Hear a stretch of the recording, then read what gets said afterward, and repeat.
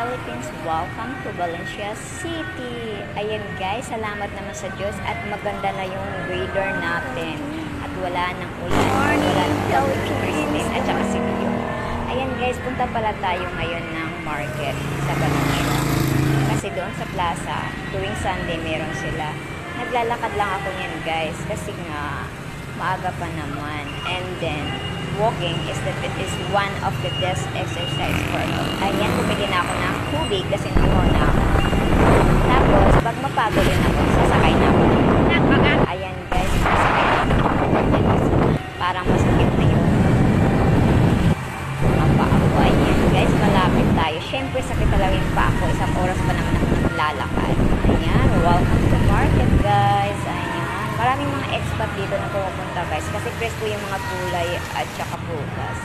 May mga kakanin rin sila dito, mga food, hindi kayong kumain. Basta nakakatuwa dito guys. Namimiss ko talaga dito guys, in fairness.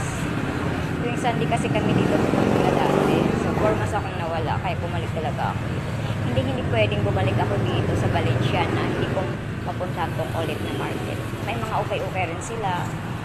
Ayan. May naglalaro ng peekaboo. Bye-bye!